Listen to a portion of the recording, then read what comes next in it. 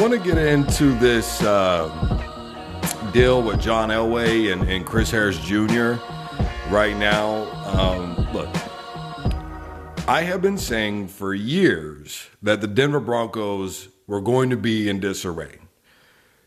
A lot of people didn't like that I was saying that during the time frame that Peyton Manning was there, but there were already some problems, right? You had Thomas and the issue with his contract when he was tied in there, and you had his dad out running around, quote, spilling the beans about his injury and whether or not he was even good to go. And according to them, an outside team doctor said that he was really not able to play. They maintained that he was able to play. Then there were the stats about Manning and the Denver Broncos red zone numbers going down when he was not there. There was the scuffle that happened after Denver got obliterated by the Seattle Seahawks. That was in the offseason.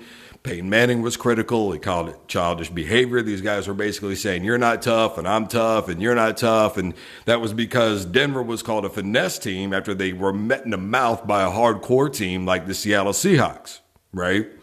So I felt that there were a lot of problems. Then you fast forward a little bit later on, you've got Aqib Talib while he was there in Denver, and he's saying things like, the defense is tired of carrying the offense. And as we know, it was really Denver's defense that carried them to the promised land in Super Bowl 50. Peyton Manning had his worst season since his rookie year, and the Denver Broncos defense stepped up. Von Miller's Super Bowl MVP. And so, of course, that leads us into where we are now. John Elway, Chris Harris Jr.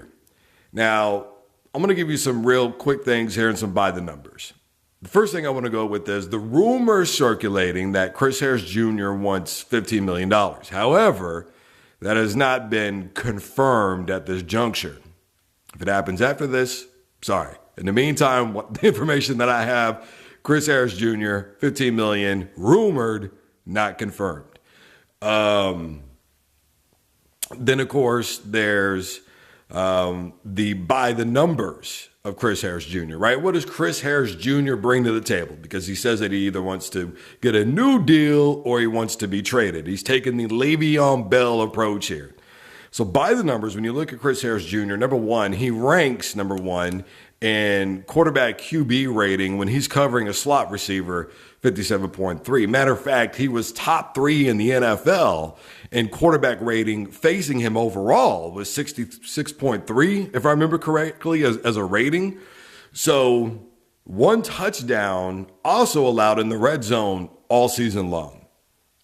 Look, Chris Harris Jr., to a lot of people, is in the same conversation as Richard Sherman, Patrick Peterson, the Honey Badger, Tyrann Mathieu, Aqib Talib. Here's the problem, though. Most of us will know that last season he only played 12 games. And he only played 12 games and was put on IR because of an injury. So when you're John Elway right now, you have to look at what is going to happen into the future. Am I willing to risk this happening again? Or do I think I can get some sort of amazing value going into the draft? Because the draft is a couple of days away. And John Elway said that he hasn't even thought about it. He's not entertaining any new deals until after day 2 of the draft. Okay, so when we put this in perspective, there's already been a lot of criticism out there of John Elway and his inability to keep free agents. You look at what happened with C.J. Anderson, though I will say, though, a lot of people were up in arms in that, including myself. Philip Lindsay ended up turning out pretty good. And I think that we need to take that in consideration as well. When you look at what C.J. Anderson did last season versus what Philip Lindsay did last season with the Denver Broncos, I think Philip Lindsay ran for 1,000 yards. He had 192 totes, if I remember correctly. And you compare that to, say, Saquon Barkley, who carried the football over 250 times. Zeke Elliott carried the football over 300 times.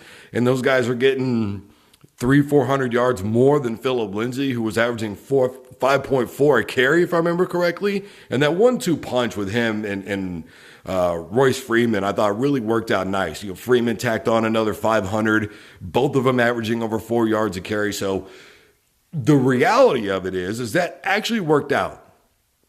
We also need to give John Elway credit for Von Miller. Everybody wants to give John Elway credit for Peyton Manning, but we really need to give him credit for Von Miller because Von Miller was also very demanding around this time of the year a few years ago, wanting the big payday, and John Elway stepped up and gave Von what he wanted. Look, Elway as a GM is a conundrum because there's no easy answer to whether or not he's really good in these situations. There's no easy answer as to the quarterback situation with the Denver Broncos and who they're going to take in the draft. Obviously, first round, huge opportunity. It's hard because you look at what John Elway's done and you go, okay, what has he accomplished since he's been there? I think he's been very good in keeping, for the most part, the core parts of that legendary defense. It's dwindled away little by little, but let's be honest, guys. You can't keep everybody. In this day and age of free agency and big money contracts and guys beginning to take charge of their own destiny and demand to be traded or get new contracts, you have to understand that these athletes are not only looking out for themselves. I mean, when you look at it, Chris Harris Jr., I think like a lot of people, got hurt and he saw the near end of his career and how it could happen at any moment. When you're young and you have all this athletic skill, you're not necessarily thinking about tomorrow. Let's be perfectly honest about it. Something like this happens and it resonates deep and it alters and shapes who you are. Now, whether or not that's the case, I don't really know. I'm just saying that could be a part of it. And he's got the right to do that. I firmly, again, believe in the idea of an athlete taking control of their own destiny. The difficult part is how to go about it, how to obtain it. This is a very full-on bull in a china shop approach by Chris Harris Jr., as it was by Le'Veon Bell, and we've seen it with other guys like Antonio Brown and select others as well that have taken this very bull in a china shop approach and just said, I'm going to be in here wreaking chaos until I get what I want. I don't necessarily agree with that approach, but it's worked out for a couple of guys, obviously. So it can't be all bad. The bottom line scenario here is if I'm Denver, I'm trying to get this done day one. If I'm going to trade Chris Harris Jr., there's no use in doing it day 2 or day 3. By that time, all the value's gone. You're so deep and late into the draft. What are you going to get at that juncture? So if I'm John Elway, I'm trying to figure this thing out today, as difficult as that is going to be. We'll see how this whole thing plays out. But in the meantime, if I'm John Elway, the truth is I'm figuring out a way to keep a hold of Chris Harris Jr. And I think that he will, given that if he was really going to do something in terms of a trade, it would have happened now. Because at this point, like I say, going into day 3, day 2, there's nothing there at that moment that you can really think of that would be a serious steal in the draft, given that the Denver Broncos are going to need a quarterback, given that the Denver Broncos need better pass protection, because their run blocking is just fine. So we'll see how it all plays out. Guys, I am Drew Duncan, host of the Full Court Press. Facebook, Twitter, and Instagram is all at Drew Duncan 83. Don't forget to use the hashtag Don't You Dare Touch That Dial when you share this post. And as always, don't you dare touch that dial.